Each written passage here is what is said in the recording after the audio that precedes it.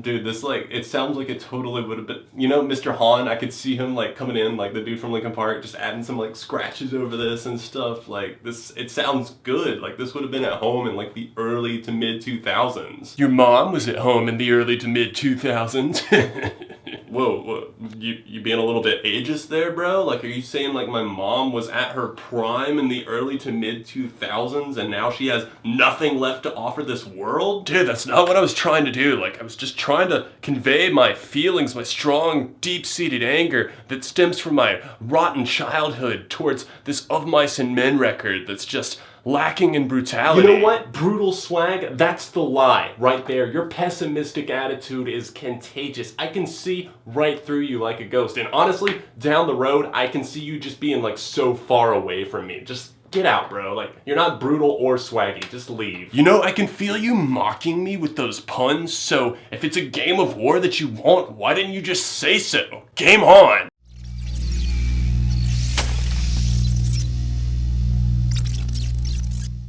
What's up everyone, John from ARTV. It's time for a review of the fourth studio album, Cold World by Of Mice and Men. Of Mice and Men have been around since 2011, formed after the remains of a band called Attack Attack kind of fell apart at the seams. All of the members kind of went their different ways. You might remember Caleb Shomo, now of Beartooth, being in Attack Attack, and of course Austin Carlisle going on to do his own thing with Of Mice and Men. There were numerous lineup changes, a lot of problematic early days, but finally they found their balance by adding Aaron Pauley to the lineup, doing backing vocals and playing instruments with this band. Their last album, Restoring Force, was not something I enjoyed much at all. In fact, I really don't think there were more than like one or two songs that I ever came back to after its release, but I did hear traces of hope in that record. Their first two albums were not something that I was wanting to be a part of. I just couldn't really listen to it. It's music that's enjoyed by some, I'm sure, and I'm not going to slam you if you do enjoy that, but they were moving towards something that I knew that they could get there, but I wasn't exactly like sure when it would happen, and honestly,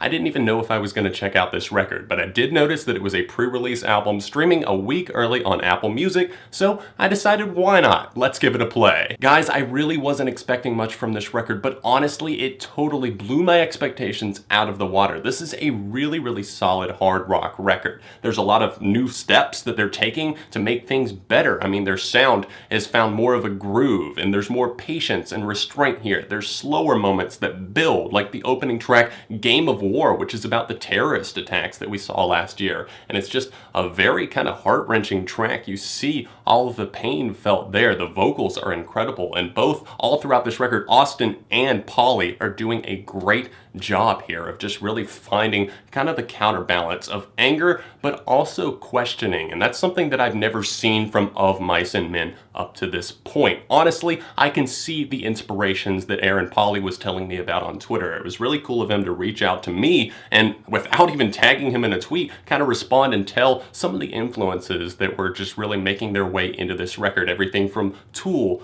Korn, and of course Linkin Park. I didn't even think about it because I just sent out a tweet when listening to this record and I was like, I wonder how much Linkin Park they listened to whenever they were making this record, because that's a huge influence that I can really see. Kind of that new metal lining that's shaping this entire thing. I had totally forgotten that they had toured with Linkin Park for about a year, so obviously that probably played into their sound and the influences whenever they were writing this record, going into the studio. And Pauley also told me that they wanted to kind of take those rock influences that really shaped their taste growing up and apply it to their music. I can definitely hear everything from Tool to Korn and of course to Linkin Park. Once again, it's so obvious on singles like Contagious. You can hear those turntables going in the background of a couple of these tracks, and on Contagious, everything from even the lyrical content seems just definitely inspired by bands of that era, and that is totally a good thing. I'm gonna say this right now because some of you guys are probably thinking, John, really?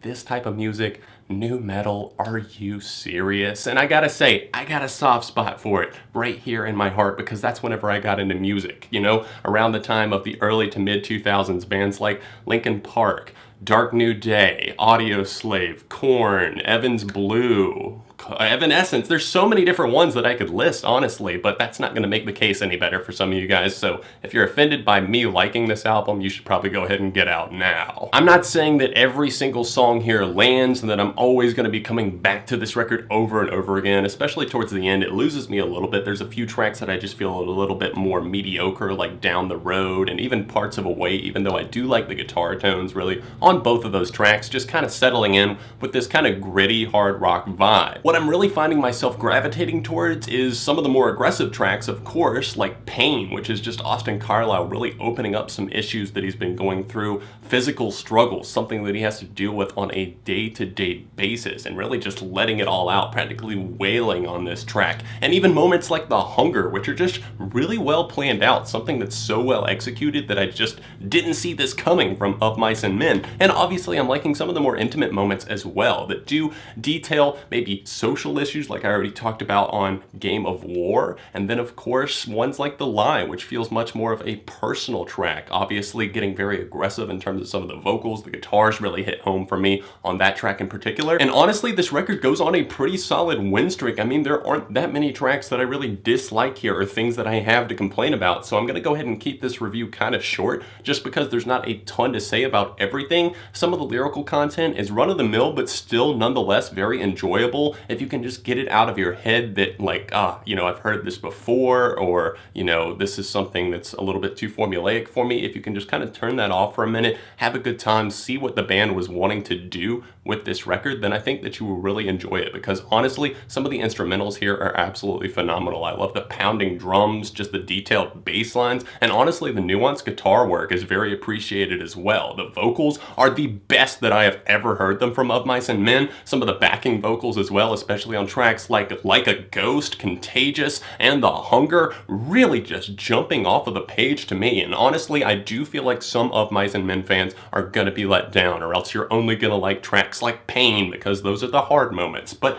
give this album a chance. I really didn't like these guys and kind of dismissed them back in the day, but honestly, I will give anybody a second chance, and if it's records like this that they want to put out, then I say go for it. I love the sound, and kudos to them for not just following trends, jumping on a bandwagon, doing what everyone else is doing. This is a record that I haven't heard something like this since probably like 2006, 2007. So good job. I really do like this record. I'm not in love with it, but I really like a lot of the songs here, and I'm sure that I will come back to some of them. I'm going with a strong 3.5 out of 5 for Cold World by Of Mice and Men. Now it's your turn. Let me know your thoughts on the record in the comments section down below, and don't forget to smash the like button while you're here. Subscribe to the channel, because friends don't let friends go unsubscribed. If there's other albums you'd like to see me tackle, sound off in the comment section. Upvote some of the ones that you'd like to see most, and you can check out my last Of Mice and Men review or a recent review that I did on my channel just by clicking those annotations directly below me. You can find me at ARTV Reviews, Twitter, Instagram, Facebook, anything like that. It's linked in the description down below, and if you'd like to help the videos keep coming, you can support on Patreon. That's the top link in the description. Thanks for watching, and I'll see you very soon right here on ARTV.